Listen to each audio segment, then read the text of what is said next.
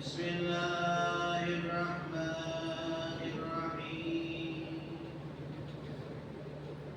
رب اشرح لي صدري ويسر لي أمري واحلل عقدة من لساني يفقهوا قولي الحمد لله الذي هدانا لهذا وما كنا لنهتدي لولا أن هدانا الله لقد جاءت رسل ربنا بالحق والصلاة والسلام والتحية والإكرام أسلم ما في الوجوه سراه نقطة دائرة الوجود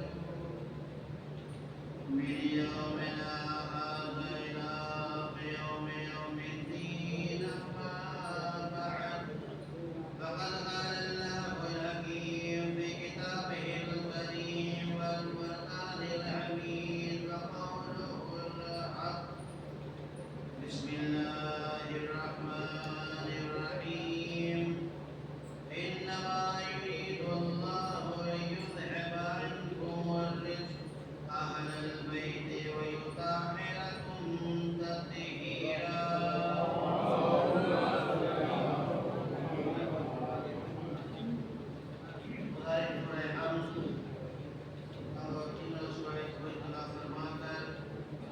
سید اخلاق میں تھی ابن سید اخلاق حسین انوار سیدہ بنت انوار الحق کے مقبول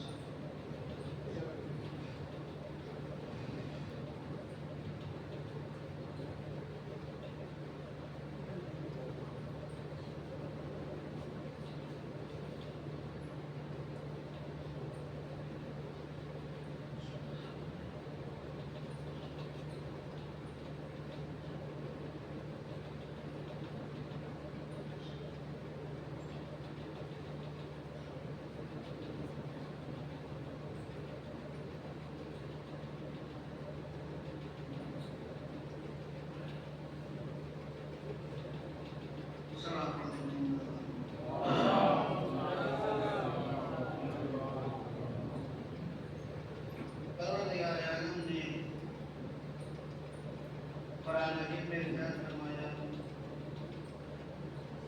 انما یرید اللہ لیذهب عنکم الرجس کہ میرا ارادہ یہ ہے کہ میں اہل بیت کو نجاست سے دور رکھوں رجس سے دور رکھوں جو پاک رکھنے کا حق ہے سوال یہ پیدا ہوتا ہے کہ ہر انسان کا ارادہ الگ ہوتا ہے ہر انسان کا تصمیم الگ ہوتا ہے ہر انسان اپنے اعتبار سے غور و فکر کرتا ہے ہر انسان کا اپنے حساب سے ارادہ ہوتا ہے ہمارا ارادہ اور ہے آپ کا ارادہ اور ہے حکومت کا ارادہ اور ہے ائمہ اور نبیوں کا ارادہ اور ہے پروردگار کا ارادہ اور ہر انسان کا ارادہ ہر ایک انسان کا ارادہ الگ الگ ہوتا ہے میرا ارادہ یہ ہے کہ میں ایک شاندار کوٹھی بنواؤں لیکن ساتھ زندگی بھر محنت کرتا رہا مشقتیں جھیلتا رہا لیکن اتنا پیسہ جمع نہ کر سکا کہ ایک شاندار کوٹھی بنوا وہیں پر ایک زمیندار نے ارادہ کہ شاندار کوٹھی بنوا دوسرے دن سے کام کر دیا اور 6 مہینے میں شاندار کوٹھی تیار ہو یہ ارادہ میرا تھا وہ ارادہ ان کا تھا جناب سلیمان نبی کا ارادہ یہ ہے کہ تخت بلقیس کو چشم رضا نے منگوا دیں اب اعلان کرتے ہیں کون ہے جو چشم رضا میں پلک سبقتے ہی تخت لے کر آ گئے کھڑے ہو رہے ہیں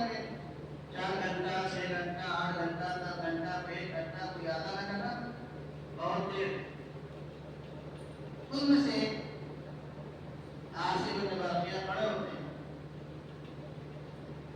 اور آواز دیتے ہیں کہ میں پلک جھپکتے ہی تخت بلقیس کو یہاں پر لے بھائی تمہارے اندر کون سی بات پائی جا رہی تھی؟ آپ کے اندر کون سی بات پائی جا رہی ہے؟ جہاں سارے افراد موجود ہیں وہاں آپ بھی موجود ہیں. کسی نے کہا 4 گھنٹے میں، کسی نے کہا 8 گھنٹے میں، کسی نے کہا 6 گھنٹے میں، کسی نے کہا 1 گھنٹے میں، کسی نے کہا آدھے گھنٹے میں. آپ کے اندر کون سپر پاور موجود ہے جو آپ یہ کہہ رہے ہیں کہ ہم چشم زدن میں پلک جھپکتے ہی منگوا دیں گے؟ شاید اس کا راز یہ ہو کہ وہ بتانا چاہ رہے ہو کہ دیکھو پروردگار عالم کے 73 اسماء ہے، ان میں سے صرف ایک قسم کا علم میرے پاس، صرف ایک علم کا اسم میرے پاس موجود ہے. لہذا میرے پاس یہ پاور موجود ہے کہ میں تخت بلقیس کو دوسرے ملک سے اپنے ملک میں پلک جھپکتے ہی منگوا سکتا ہوں.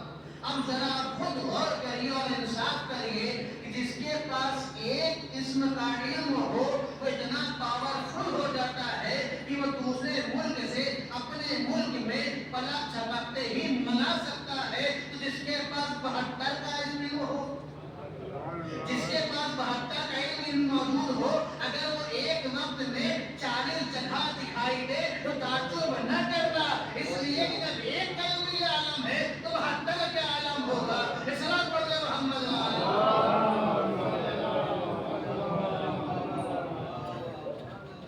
یہ تو جناب سلیمان نبی کا ارادہ ہے، ہمارے نبی کا ارادہ اس سے بلند ہے. آپ کا ارادہ یہ ہے کہ اگر میرے ہاتھوں میں سنگریزے آ جائے تو کلمہ پڑھنا شروع کر دیں. آپ نے سنگریزے اٹھائے، ہاتھوں میں رکھا اور کلمہ پڑھنا شروع کر دیا. کون کلمہ پڑھا ہے؟ سنگریزے، پتھر، جن کو ہم لوگ اور آپ کو کہتے ہیں جمادات میں جمع کیے جاتے ہیں، یعنی یہ نہ ڈول سکتے ہیں، نہ ہل سکتے ہیں، نہ ڈول سکتے ہیں، کوئی حرکت ان کے اندر نہیں ہو سکتی ہے. لیکن جب یہ رسول کے دست مبارک پر آتے ہیں تو جو بول نہیں سکتا وہ بھی کلام کرنے لگتا. یہ ہمارے نبی کا ارادہ ہے. اور آگے بلند ہو جائیے. پروردگار عالم کے ارادہ کن فیکون کی منزل پر فائز ہے، اسے وہ بھی ضرورت نہیں ہے، وہ کہتا ہے بس ہو جا وہ چیز ہو جاتی ہے. یہ ہمارے پروردگار کا ارادہ ہے. تو ہر انسان کا ہر اعتبار سے جس کے اندر اتنا پاور اور طاقت ہے اس کے اعتبار سے ارادہ ہوتا ہے. تو پروردگار کا ارادہ کیا ہے؟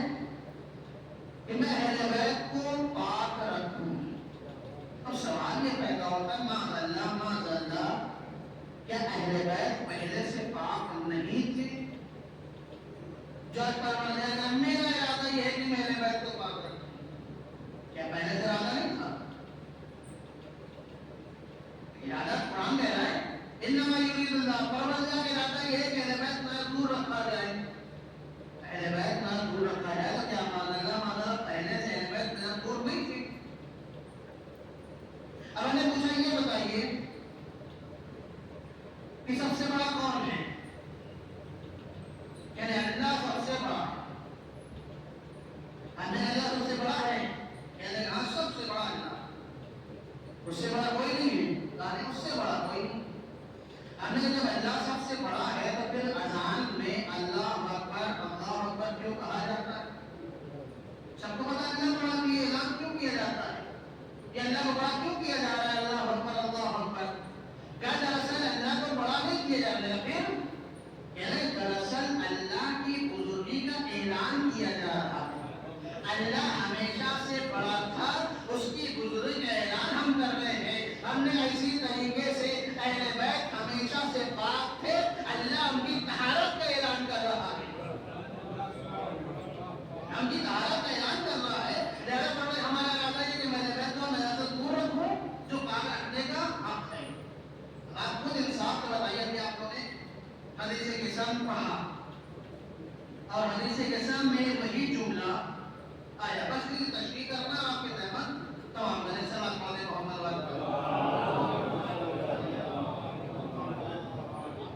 لیکن اس کی تشریح کے بندے یہ سمجھے کہ 5 مجلس ختم ہو گئی. تشریح ہماری آسان وقت جائے گی. سلام پڑھنے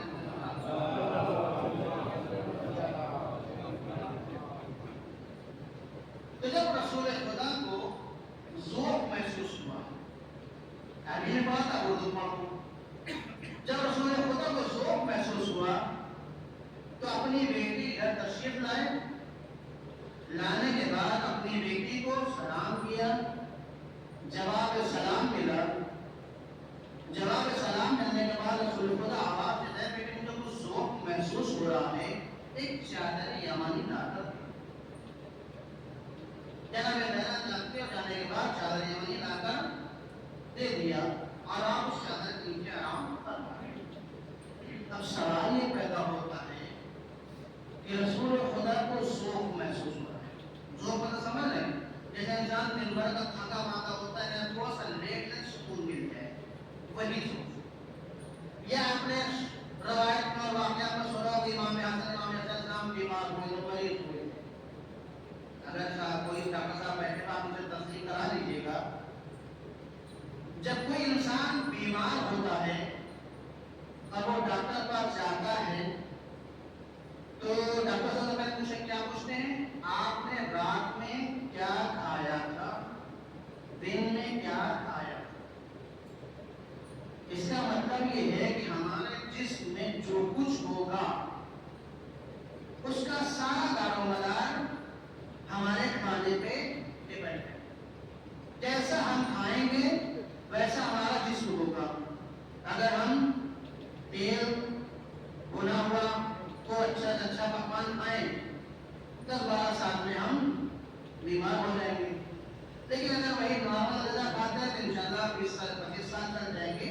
تو جیسا ہمارا کھانا ہوگا اس کے اعتبار سے ہمارے جسم کی بناوٹ ہوتی چلی جائے گی. اب رسول کی آواز ہے مجھے ذوق محسوس ہو رہا ہے, یا وہ روایت امام حسن مریض ہوئے تھے. انسان بیمار کیوں ہوتا ہے؟ اس لیے کہ انسان کو نہیں پتا کہ بریانی کھانے میں فائدہ ہے یا فائدہ نہیں ہے. انسان کو نہیں پتا کہ آئس کریم کھانے میں فائدہ ہے کہ فائدہ نہیں ہے. انسان کو نہیں پتا کہ روٹی کھانے میں فائدہ ہے کہ فائدہ نہیں ہے. انسان کو نہیں پتا کہ انگور کھانے میں فائدہ ہے کہ فائدہ نہیں ہے. انسان کو نہیں پتا کہ سیب کھانے میں فائدہ ہے کہ فائدہ نہیں ہے. آپ جتنے افراد ملیں گے اور ان سے پوچھیے کہ شوگر کس میں زیادہ ہوتی ہے, ہر انسان ایک الگ چیز بتا دے گا. کوئی روٹی بتاتا ہے, گیہوں بتاتا ہے, تو کوئی چاول بتاتا ہے, تو کوئی چائے بتاتا ہے, تو کوئی مٹھائی بتاتا ہے. ہر انسان اپنے اعتبار سے الگ چیز بتاتا چلا جا رہا ہے. تو اس کا مطلب یہ ہے کہ انسان کو پتہ ہی نہیں ہے کہ اس سے ہمیں بیمار ہو جائیں گے اور کس سے بیمار نہیں ہوں گے. کیوں؟ اس لیے کہ ہمارے پاس علم موجود نہیں ہے, اس لیے ہم بیمار ہو رہے ہیں. اگر ہمیں معلوم ہو جائے کہ اس میں ہمیں فائدہ دے گا تو اسی کو روز فرمائیں گے, اس میں نقصان کرے گا تو یہ نہیں کھائیں گے. وہ الگ بات ہے کہ سیرت بیٹھنے میں لکھا رہتا ہے ڈینجر ہے لیکن پھر بھی ہم اس کو پی لیتے ہیں. وہ الگ بات ہے کہ پتہ ہے لیکن پھر بھی ہم کام کر جاتے ہیں. تو ہمیں اگر پتہ چل جائے کس میں فائدہ ہے کس میں فائدہ نہیں ہے تو ہم کیا کریں, اس سے پرہیز کر لیں گے کہ بھائی اس سے پرہیز کرو تاکہ ہماری 2-4 سال زندگی اور آگے بڑھ جائے. تو کیا معذرت معاملہ اہل بیت کے یہاں یہی پایا جا رہا ہے؟ ان کے یہاں کیا نہیں پتا کس سے کھانے میں فائدہ ہے کس کھانے میں نقصان ہے. یہ ہم بیمار ہو رہے ہیں. کیوں؟ اس لیے کہ ہمیں نہیں پتا ہے. یہ ہم بیمار ہو رہے ہیں اس لیے ہمیں نہیں علم ہے.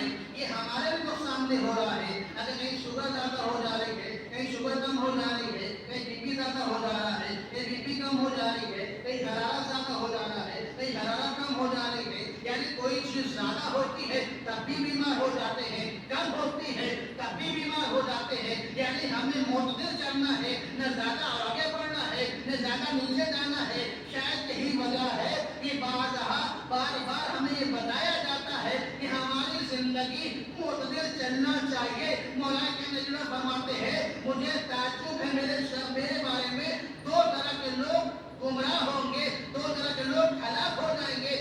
وہ افراد جو مجھے حد سے زیادہ بڑھا دیتے ہیں, وہ افراد جو مجھے حد سے زیادہ گرا دیتے ہیں. دونوں افراد ہلاک ہوں گے. نہ زیادہ بڑھانا ہے نہ زیادہ گرانا ہے. کتنا رکھنا ہے؟ معتدل رکھنا ہے. اور آپ کے ذہن میں ضرور سوال پیدا ہوا ہوگا کہ لائن کھینچے کون؟ یہ لائن کھینچے کون؟ ہمارے اندر اپنی طاقت نہیں کہ اپنی کھینچ دیں, اس کے اوپر لے جاؤ تو زیادہ, اس کے لے جاؤ تو کم. نہ ہماری اوقات ہے نہ ہماری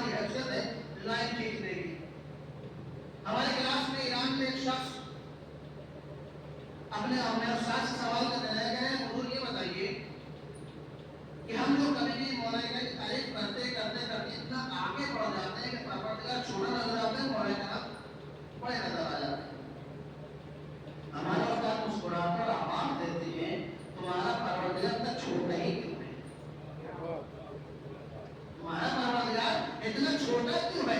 अपने परवरदिगार को बड़ा करो, अली के फज़ाइल में कमी न करो, बल्कि अपने परवरदिगार को बड़ा करो और इतना बड़ा करो कि जब अली के सामने खड़ा हो जाए तो ये कहा जाए ये अली का परवरदिगार है, न कि हमारा परवरदिगार। इस्लाम पढ़ने मोहम्मद।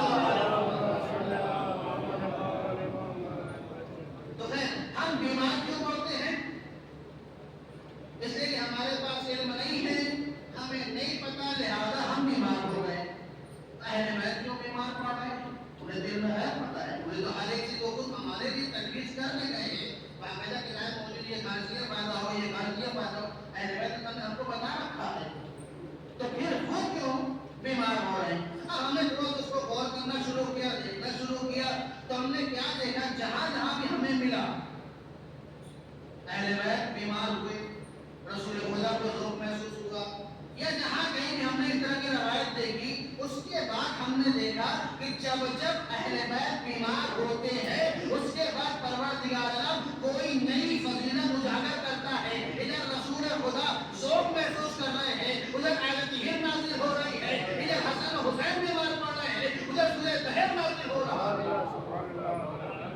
जानने की वजह से नहीं है, बल्कि ये मुतवज्जे किया जा रहा है कि हम कोई नई फजीलत बयान करने वाले हैं, लिहाजा ये मुकदमा है, इसको पहले समझो, उसके बाद आयत नाज़िल हो जाएगी। इस्लाम पढ़ने मोहम्मद।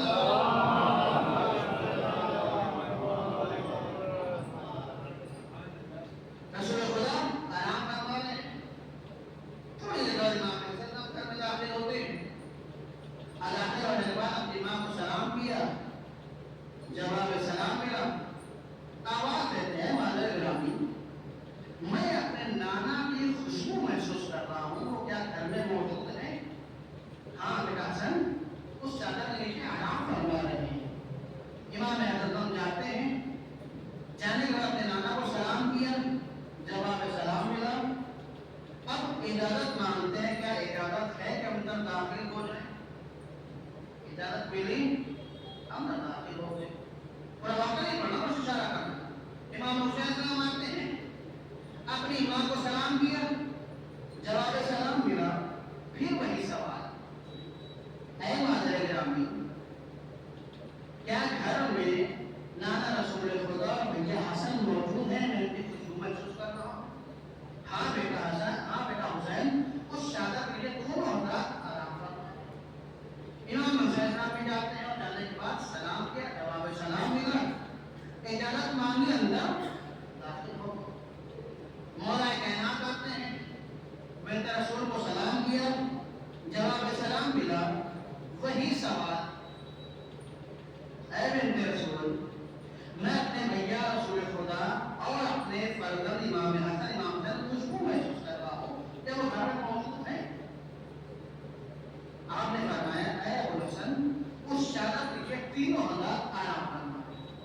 मौला कहना किया और आने के बाद सलाम किया, जवाब सलाम मिला, इजाजत मांगी, अंदर दाखिल हो।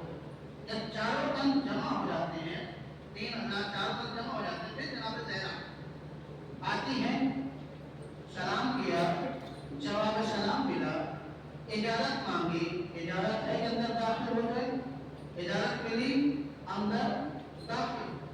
जब पांचों तन जमा हो जाते हैं तब एक नूर निकलता है जो आसमान की बुलंदियों को चीरता हुआ निकला, और जैसे ही निकला वैसे ही जनाब जिब्रील आसमान में जो नूर निकला।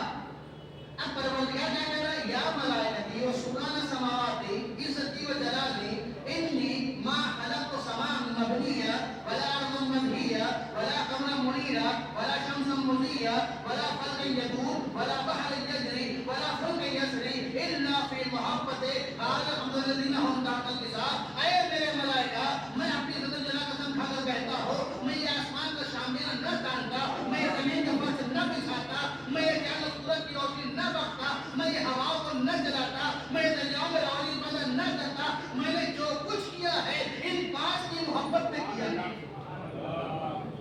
जैसे ये कहना था वैसे जिब्रील आवाज देते हैं, या रब मन ताहतल किसाब, ऐ परवरदिगार, चादर के नीचे कौन लोग हैं?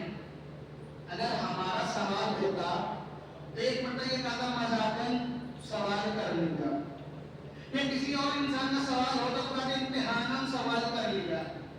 جبریل جیسا معصوم فرشتہ پروردگار سے آواز دیا، یا رب من تحت الوساد، اے میرے ملائکہ اس چادر کے نیچے کون لوگ ہیں؟ جبریل تمہیں نہیں پتا چادر کے نیچے کون لوگ ہیں؟ تم کس کو نہیں پہچانتے ہو؟ رسول خدا کو نہیں پہچانتے ہو، جبکہ روزانہ آیت پہ آیت لے کر آ رہے۔ تم مولا کرم کو نہیں جانتے ہو، جبکہ تمہارے استاد محترم ہیں، تم ان کو نہیں جانتے ہو۔ تم جناب شہزادی کو نہیں پہچانتے، جبکہ روزانہ آ کر تہوڑی میں سلام کرتے ہو۔ تم امام حسن امام حسین کو نہیں پہچانتے، جبکہ روزانہ آ کر جھولا جھولاتے جاتے ہو۔ تم کس کو نہیں پہچانتے ہو جو آج سوال کر رہی ہے اور آپ کو منتخب کر کے ساتھ، اے میرے پروردگار چادر کے نیچے کون لوگ ہیں؟ میں جبریل سے آواز دوں گا، اے جناب جبریل یہ کیا وجہ ہے آپ سوال کیوں کر رہے ہیں؟ جبکہ آپ کو پانچوں کے بارے معلوم ہے، آپ پانچوں کو پہچانتے ہیں، پھر سوال کرنے کا مطلب کیا بنتا ہے؟ شاید جناب جبریل آواز دے، اے نادان تجھے نہیں معلوم ہے میں نے جب دیکھا ہے، کبھی رسول خدا کو دیکھا ہے، کبھی علی مرتضیٰ کو دیکھا ہے، کبھی فاطمہ زہرا کو دیکھا ہے، کبھی حضرت مصطفیٰ کو دیکھا ہے، کبھی حسین شہید کربلا کو دیکھا ہے۔ جب بھی دیکھا سب کو الگ الگ دیکھا، کبھی ایک ساتھ نہ دیکھا، لیکن جب آج ایک ساتھ پانچوں تن جمع ہو گئے، اب جو نور نکل رہا ہے یہ نور کس کا ہے؟ رسول خدا کا ہے کہ فاطمہ زہرا کا ہے کہ علی مرتضیٰ کا ہے کہ حضرت شہید محمد مصطفیٰ کا ہے کہ امام حسین شہید کربلا کا ہے؟ یہ نور کس کا ہے؟ اس لیے میں نے سوال کیا پروردگار چادر میں کون لوگ ہیں؟ میں نے کہا اے جبریل رسول کی حدیث کو یاد کر لو، میرا اول بھی محمد ہے، میرے آخر بھی محمد ہے، میرا اول بھی محمد ہے، ہمارے سب کے سب محمد ہے۔ اب یہ سوال نہ کرو نور کس کا ہے، اتنا سمجھ یہ نور محمد کا ہے۔ سلام پڑھ دے محمد۔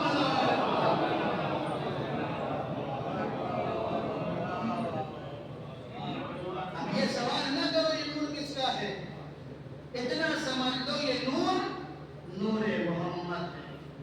اسی نور کے ٹکڑے ہوئے تھے، انا بعلی من نور واحد، ایک نور تھا 12-14 میں تقسیم ہو گئے، نور ایک ہی تھا نور محمد۔ لہذا آج جو نور نکل رہا ہے وہ نور وہی ہے جو نور محمد۔ جب جبریل نے آواز دیا رب من تحت کے ساتھ، پروردگار بھی کیوں پیچھے رہ جاتا؟ آواز دیا ہم فاطمۃ ابوہا و بعلھا و بنوہا، چادر کے نیچے فاطمہ زہرا ہیں، ان کے بابا ہیں، ان کے شوہر ہیں، ان کے بچے۔ پروردگار دنیا کا اصول یہ ہے کہ ہمیشہ کسی کے تعارف کرایا جاتا ہے، کسی کی معرفت کرائی جاتی ہے تو ہمیشہ بڑوں سے کرائی جاتی ہے، بزرگوں سے کرائی جاتی ہے، چھوٹوں سے نہیں کرائی جاتی۔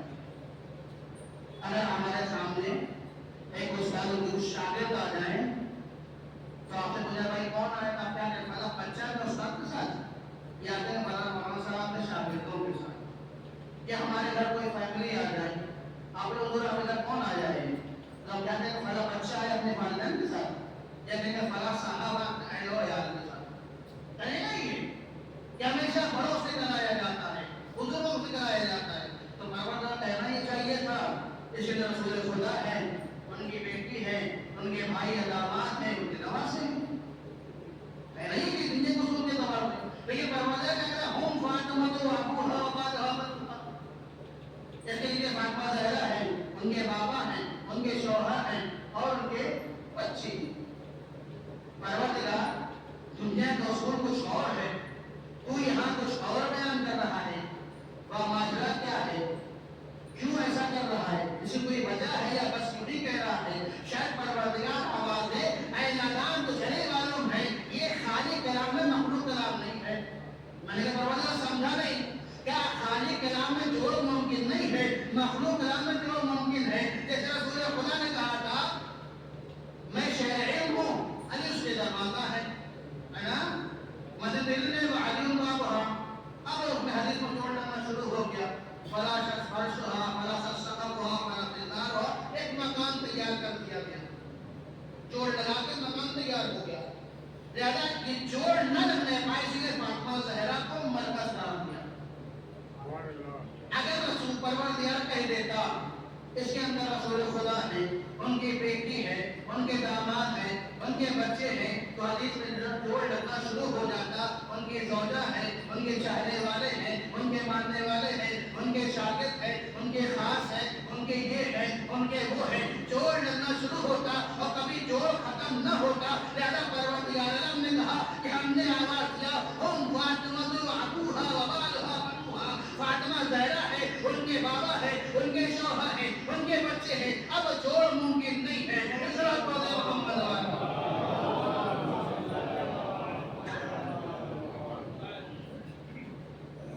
جوڑ ممکن کیوں نہیں ہے؟ مجھے بتا دو۔ اگر آپ دیکھیں جو عورت کے رشتے دار ہوتے ہیں وہ صرف 3 عدد ہوتے ہیں، حقیقی رشتے دار تو صرف 3 عدد ہوتے ہیں، باقی سب نسبتی ہوتے ہیں، حقیقی کوئی نہیں ہوتا۔ عورت یا کسی کی بیٹی ہوگی اس کا کوئی باپ ہوگا، عورت کسی کی زوجہ ہوگی اس کا کوئی شوہر ہوگا، عورت ماں ہوگی اس کا کوئی بیٹا ہوگا یا بچہ، بس اس کے علاوہ جتنی رشتے داریاں ہیں آپ ایڈ جوڑ رکھیں سب کے سب نسبتی ہیں، حقیقی کوئی نہیں۔ بھابھی بھائی کی بیوی ہے اس لیے بھابھی، پھوپھی ابا کی بہن ہے اس لیے پھوپھی ہے، خالہ اماں کی بہن ہے اس لیے خالہ، چچی چچا کی زوجہ ہے اس لیے چچی، معانی ماموں کی بیوی ہے اس لیے معانی۔ کتنی رشتے داریاں عورتوں کی آپ جوڑ سکتے ہیں بیٹھے بیٹھے، آپ جوڑ لیجیے، کہیں نہ کہیں آپ کو نسبتاً مل جائے گی، ان کی وجہ سے یہ ہے، ان کی وجہ سے یہ ہے، لیکن حقیقت میں صرف 3 ہے، یا وہ بیٹی ہوتی ہے، یا وہ زوجہ ہوتی ہے، یا وہ ماں، اس کے علاوہ کوئی اور رشتے داری نہیں ہوتی۔ اگر ہم نے اس میں دیکھنا غور کرنا شروع کیا تو ہم نے کیا دیکھا، اس چادر کے نیچے باپ بھی ہے، چادر کے نیچے شوہر بھی ہے، چادر کے نیچے بچے بھی ہیں، ان 3 کے علاوہ گنجائش نہیں ہے کوئی اور چادر کے اندر آ جائے۔ کیوں؟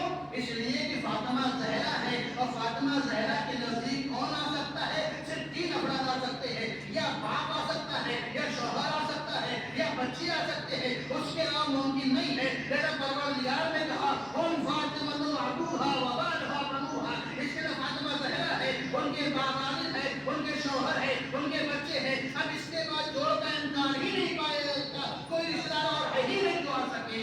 سلام پڑھ دے محمد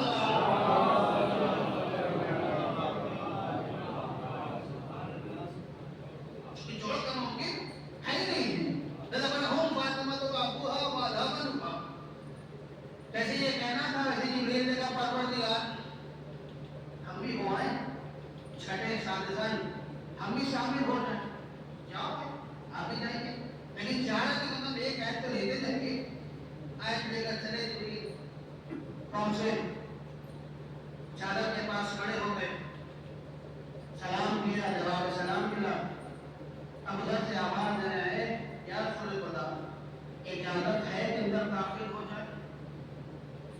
اجازت ملی، اندر داخل ہوئے، تدبیر پڑی، باہر آئے۔ سوال یہ پیدا ہوتا ہے کہ چادر تھی، کوئی دیوار یا گھر کوئی مکان حائل نہیں تھا، اگر باہر سے پڑھ دیتے نقصان کیا تھا؟ یہ اگر باہر سے پڑھ دیتے نقصان کیا تھا؟ آئے اجازت مانگی، اندر داخل ہوئے، پھر باہر آیا، پھر اس کے بعد پھر چادر کے بعد کھڑے ہو کے یہ پڑھ کے چلے جاتے، سنا کے چلے جاتے۔ لیکن ہم نے نہیں دیکھا کہ وہ باہر کھڑے ہو کر پڑھ کے جاؤ، بلکہ ہم نے کیا دیکھا کہ اجازت مانگی، اندر داخل ہوئے، تدبیر پڑھی، اس کے بعد باہر گئے۔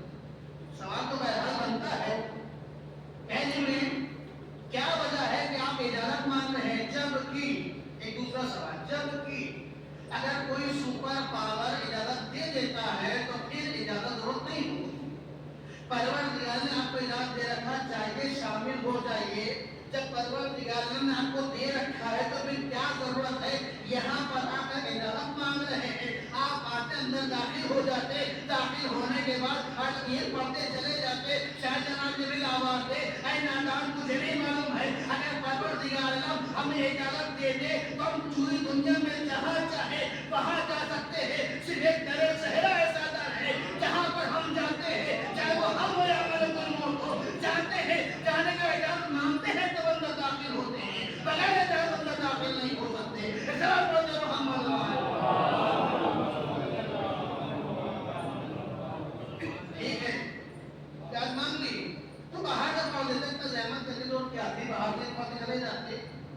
ایک چادر تھی، چادر اگر آپ چادر یمانی کو لیں گے تو اس کو دو ترکیب پر کرتے بس کتنی بھی دھیرے پڑھے بہرحال وہ سنائی دیتا، تو باہر سے پڑھ کے چلے جاتے ہیں. اجازت مانگی اپنا داخل میں آیت پڑھی اس کے بعد پہ میں پھر سوال کروں گا، اے جناب جبریل چادر ہے تھی، کوئی دیوار ہے نہیں تھی سنائی نہ دے گا، کوئی مکان ہے نہیں تھا کہ آواز نہیں پہنچے گی، کوئی شور شرابہ نہیں تھا کہ سنائی نہیں دے گا، وہاں کوئی چیز موجود نہیں آ رہی تھی، تو وہاں باہر سے پڑھ کے چلے جاتے.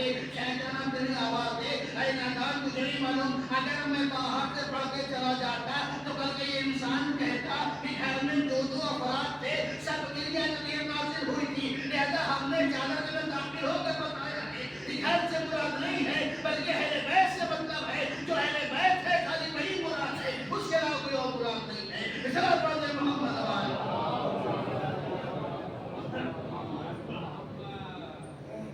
جناب جبریل پڑھتے ہیں اور پڑھ کر چلے جاتے ہیں. اب یہاں پر دو تین چیزیں، بس دو تین چیزیں آپ کے ذہن میں. سب سے پہلی چیز کہ جو بھی آ رہا تھا وہ سلام کر رہا تھا. رسول خدا ہے اپنی بیٹی کو سلام. آپ انصاف سے بڑے اس مجمع سے سوال ہے کہ کون انسان ہے جو اپنی بیٹی کو سلام کرتا ہے؟ میں نے یہاں تک دیکھا ہے اگر بیٹی کا فون آیا اٹھایا ہاں ہلو، جب ادھر سے آپ بیٹی ابا حضور سلام علیکم ماتا بس کچھ کہا تب ادھر آنا کی رہو خوش رہو بڑی رہو وغیرہ کہنا شروع کر دیا. لیکن کبھی ہم نے یہ نہیں دیکھا تھا باپ نے پہلے بیٹی کو سلام کر دیا. منتظر رہتے ہیں کہ ہمیں بیٹی سلام کرے تب ہم کریں. کیوں بھائی کیوں ہم منتظر ہیں؟ سلام کوئی گناہ ہے، کوئی گالی ہے، کیا ہے؟ سلام کا مطلب کیا ہے؟ آپ سلامت ہیں. کون باپ میں نہیں چاہتا اس کی بیٹی سلامت؟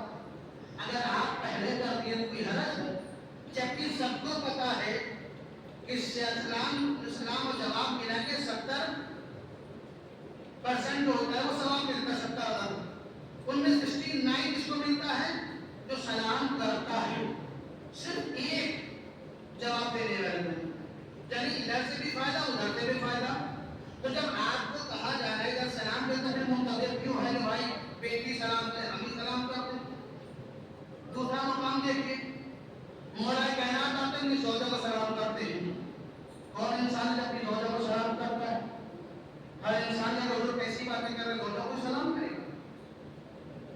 کوئی سلام نہیں کرتا. جبکہ مولا کائنات ہمیں درس دیا کہ زوجہ کو بھی سلام کرے. تیسرے مقام پر آئیے امام حسن امام حسین داخل ہوتے ہیں تو اپنی ماں کو سلام کرتے ہیں. یہاں پاس ہے ہر بیٹا اپنی ماں کو سلام کرتا ہے، بالکل سلام کرتا ہے. لیکن کب جب وہ 2 مہینہ دوسرے شہر میں رہ کر واپس آتا ہے تب اسکول سے واپس آ کے سلام نہیں کرتا، مسجد سے لڑ کر سلام نہیں کرتا، کالج سے لڑ کر سلام نہیں کرتا، آفس سے لڑ کر سلام نہیں کرتا. تب جب وہ دوسرے شہر گیا ہو 1 ہفتے بعد 2 ہفتے بعد لڑا تب وہ جا کے سلام دعا ہوتا ہے، ورنہ روزانہ سلام دعا نہیں ہوتا. جبکہ امام حسن امام حسین جو آئے تھے کہاں سے آئے تھے؟ کہیں گئے نہیں تھے، وہی موجود تھے. تو جب رسول خدا داخل ہوئے اپنی بیٹی کو سلام کیا، مولا کائنات داخل ہوئے اپنی زوجہ کو سلام کیا، امام حسن امام حسین داخل ہوئے تو اپنی اماں کو سلام کیا. اس کا مطلب یہ ہے کہ اہل بیت نے ہمیں درس دیا کہ جب بھی گھر میں داخل ہو چاہے جو ہو، چاہے وہ بیٹی ہو تب بھی سلام کرو، زوجہ ہو تب بھی سلام کرو، ماں ہو تب بھی سلام کرو، کوئی بھی ہو ہم کو سلام کرنا ہے. ہمیں یہ نہیں دیکھنا وہ چھوٹا ہے کہ بڑا ہے، ہم داخل ہو رہے تو ہمیں سلام کرنا ہے. سلام پڑھتے محمد اللہ سے گناہ آ گیا. تو ایک روایت میں پڑھ دوں، ابھی 2-3 دن پہلے میں کلاس میں پڑھا رہا تھا، میں نے ایک روایت پڑھی. چلے ہم جعفر صادق علیہ السلام سے روایت ہے ایک مرتبہ ایک صحابی رسول مریض ہوئے اور بیمار ہوئے. رسول خدا ان کی عادت کے لیے گئے. جانے کے بعد اس کے سرہانے بیٹھے، بیٹھنے کے بعد سے کہا کہ لا الہ الا اللہ کہو. وہ کہنا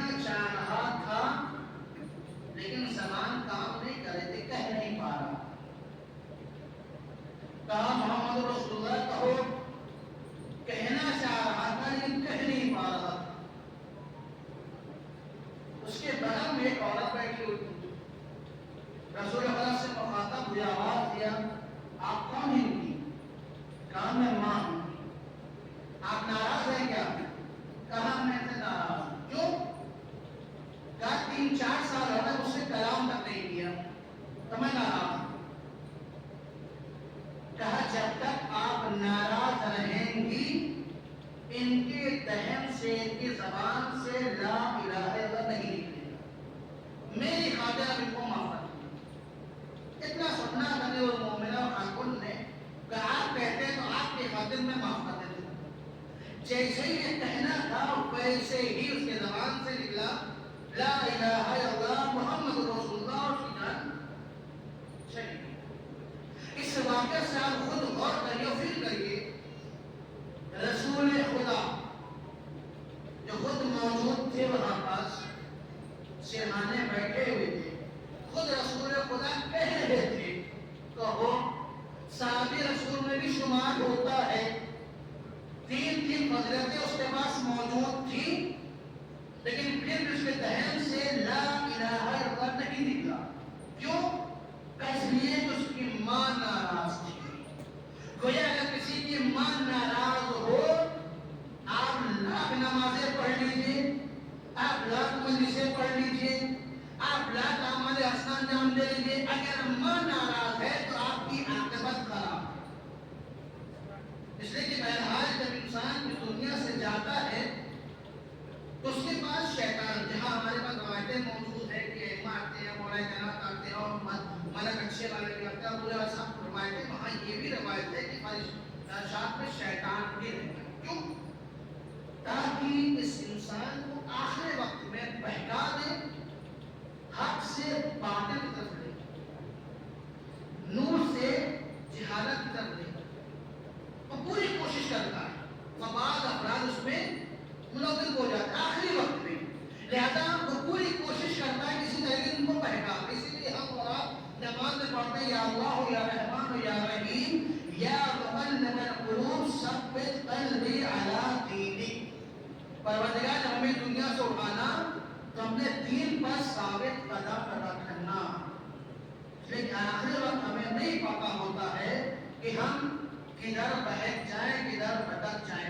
ابھی تو ہمارے ہاتھ پیر سلامت، ہم آپ کے سامنے مجلس پڑھ رہے ہیں، نہیں معلوم آخری وقت میں ہمارا ذہن کہاں چلا جائے، ہم اللہ کو مانیں کہ یا نہ مانیں، ہم توحید کو اپنا زبان میں جاری کر پائیں یا نہ کر پائیں، کلمہ پڑھ پائیں کہ نہیں پڑھ پائیں، نہیں پتا ہے. لہٰذا ہمیں ہر وقت دعا کرتے رہنا چاہیے کہ پروردگار ہمیں دنیا سے اٹھانا تو ہمیں اپنے دین پر قائم و دائم رکھنا، ہمیں بیٹھنے نہ دینا. السلام علیکم محمد وعلیکم. بس آخری بات آپ کی نعمت کہ جو بھی آ رہا تھا وہ سلام کر رہا تھا. سلام کرنے کے بعد ایک اور کام کیا. کیا؟ اجازت مانگی چادر کے نیچے آنے کے لیے. چاہے وہ امام احسان صاحب ہوں، انہوں نے بھی چادر کے نیچے اجازت مانگی، چاہے امام حسین صاحب ہوں، انہوں نے بھی اجازت مانگی، چاہے مولانا اعنات ہو، چاہے آپ نے کہا کوئی بھی ہو، چاروں افراد میں سب نے دیکھا کہ سب نے اجازت مانگی اندر داخل ہو. جبکہ ہمیں روایت میں دوسرے کسی مقام پر نہیں ملا کبھی بھی امام حسین یا اہل بیت ہمیں اجازت مانگی. یہاں تک کہ روایت میں ہے کہ رسول خدا نماز کی حالت میں تھے، امام حسین صاحب کشت پر آ جاتے ہیں. کہ ہمارے کشت پر آئے تو کیا کریں گے؟ گولی ماری گرا دیں گے. ادھر سے آواز ہے جب تک حسین اپنے سے نہ اتر جائے سر نہیں اٹھانا. اب پڑھی جا رہی ہے تصویر میں، تصویر سے جب ذکر پڑھا جا رہا ہے، جو پیچھے اپنا ہے تو سر اٹھا کے دے کیا بات ہے، کیا بات ہے. رسول سر اٹھا ہی نہیں رہے. دیکھا اچھا حسین کچھ پھر اٹھے، پھر گئے، پھر اٹھے، یہاں تک چلتا رہا. جب تک حسین اپنے سے نہ اتر گئے تب تک رسول نے سر سجدے سے نہیں اٹھایا. جبکہ وہاں پر ذکر پروردگار ہو رہا تھا، جبکہ وہاں پر پروردگار کی نماز ہو رہی تھی، جبکہ وہاں پر عبادت پروردگار ہو رہی تھی، وہاں پر بہرحال اگر چاہتے رسول ہٹا سکتے تھے یا امام حسین کو آنا تھا اجازت مانگ سکتے تھے. وہاں اجازت نہیں مانگی. اجازت کہاں مانگ رہے تھے؟ جہاں آرام فرما رہے، جہاں آرام فرما رہے وہاں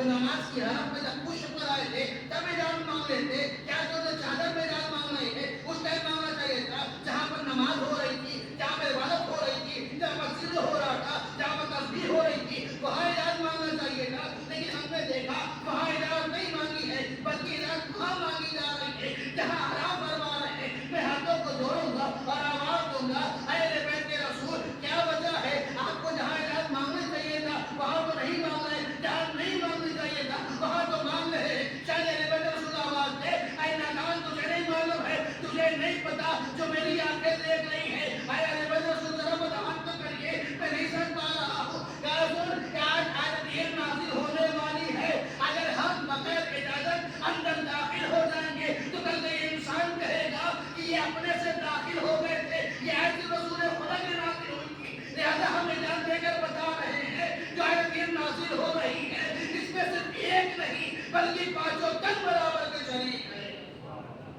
اسلام پڑھنے محمد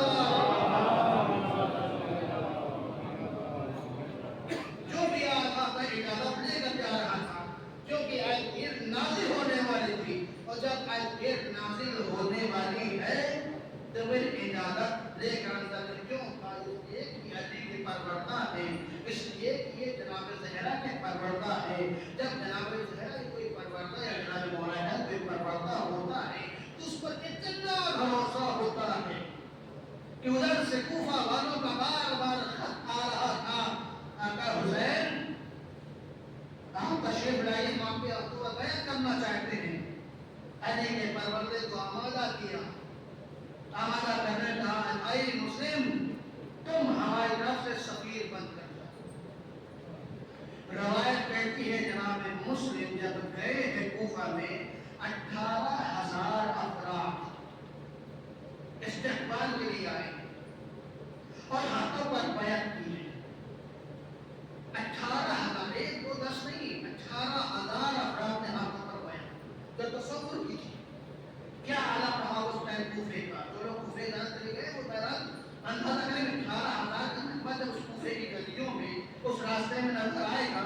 جناب مسلم نے کبھی راستہ نہیں دیکھا ہوگا, کبھی بہت اچھی گلی کوچہ نہیں دیکھا ہوگا. کیوں ایسے بھی جب استقبال کے لیے لوگ موجود ہیں تب ضرورت ہی نہیں ہے گلی دیکھنے کی, کوچہ دیکھنے کی, راستہ یاد کرنے کی. جناب مسلم کے ساتھ ساتھ چلے جاتے ہیں. لیکن زمانہ ایسے کروٹ بدلتا ہے کہ جناب عشاء کی نماز پڑھ کر پڑھتے ہیں تو کیا دیکھتے ہیں کوئی ایک افراد بھی موجود نہیں ہے, کوئی ایک فرد بھی موجود نہیں ہے. اب دائیں دیکھ رہے ہیں, بائیں دیکھ رہے ہیں, کوئی نظر نہیں آتا ہے. مسجد سے باہر نکلے, کبھی اس گلی میں داخل ہوتے ہیں, کبھی اس کوچے میں جاتے ہیں, کبھی ادھر آگے بڑھتے ہیں, کبھی پیچھے آتے ہیں. اب راستہ بھی سمجھ نہیں آ رہا ہے کہ جناب مسلم جائے تو کدھر جائے. ایک دروازے میں جا کر تھک کر ہار کر بیٹھ جاتے ہیں. تھوڑی دیر کے بعد دروازہ کھلتا ہے, وہاں مومنہ آواز دیتی ہے شخص تو یہاں کیوں بیٹھا ہوا ہے, تجھے نہیں پتا کوفے کا ماحول کیسا ہے, کوفے کا حالات کیسے ہے, تو چلا جا. یہ کہہ کر وہ مومنہ چلی جاتی ہے. تھوڑی دیر کا پھر مومنہ آتی ہے,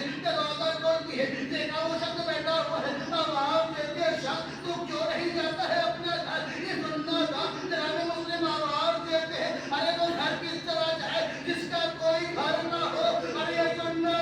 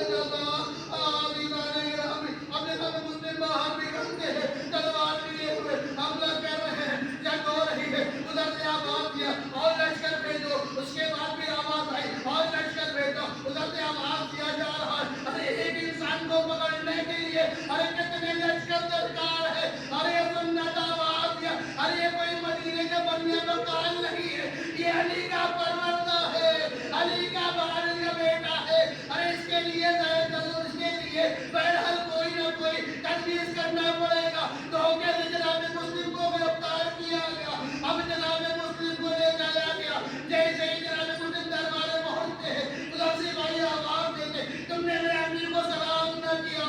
جناب مسلم آواز دیتے، میرا ایک ہی امیر ہے، وہ حسین ابن علی ہے، اس کے علاوہ کوئی اور نہیں۔ فرمان جاری ہوا، جاؤ لے کر جاؤ، کشتے بچوں سب کچھ لے کر جاؤ۔ لے جانے کے بعد مسلم کے سر میں جدائی کر دو۔ جہاں بھی مسلم کو لے جایا گیا، لے جانے کے بعد جہاں مسلم نے کہا بھائی مجھے 2 رکعت نماز پڑھنے کی مہلت دے دو، مہلت ملی۔ جناب مسلم 2 رکعت نماز ادا کرتے ہیں، نماز ادا کرتے ہوئے آواز دے السلام علیکم یا ابا عبداللہ، ارے سنت کا ادھر حسین جو روانہ ہوا ہے، ارے چہرے پر پریشانی سے آپ نظر آیا۔ جناب عباس نے دیکھا، آواز دیا، اے آقا مولا، آپ کے چہرے پر یہ پریشانی کیسی ہے، یہ اضطراب کیسا؟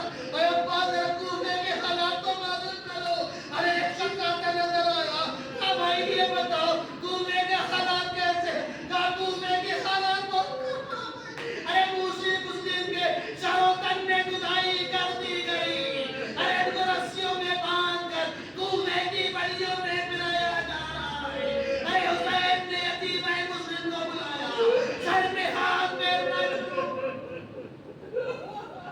جناب سکینہ دیکھ رہی تھی، بابا آپ تو ایسے ہاتھ پھیر رہے جیسے کسی یتیم کے سر پہ ہاتھ پھیرا جاتا ہے۔ ارے میں کہوں گا اے مسلم، اے آقا، ارے آپ تو یتیم مسلم کے سر پہ دست شفقت پھیر دیا، لیکن اس کا کیا کریے گا؟ ارے جب ظالمین بڑھیں گے، ارے دست شفقت کی جگہ پر کوئی تماچے مارے گا، کوئی باری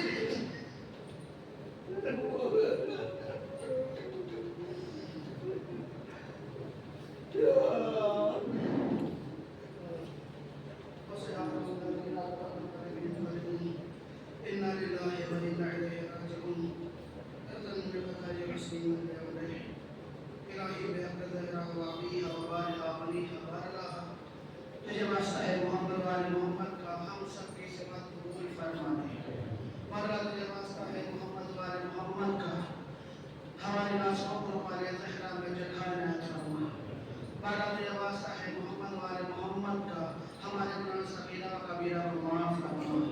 بارات واسطہ ہے محمد والے محمد کا، مرحومین کے درد بند فرما، ان کی مغفرت فرما، ان کو جوار معصوم جگائے نہ چھوڑ۔ بارات واسطہ ہے محمد والے محمد کا، جہاں کہیں بھی ظالمین ہیں ان کو ہم اس کو نابود فرما۔ بارات واسطہ ہے محمد والے محمد کا، جہاں کہیں بھی مظلومین ہیں ان کی نصرت و مدد فرما۔ بارات واسطہ ہے محمد والے محمد کا، ہمارے ماں کے ظہور میں تعجیل فرما، ہم سب ان کے امان سب کو شمار فرما۔ ربنا تقبل منا انك انت السميع العليم وتب علينا انك انت التواب الرحيم۔ گزارش ریحان اور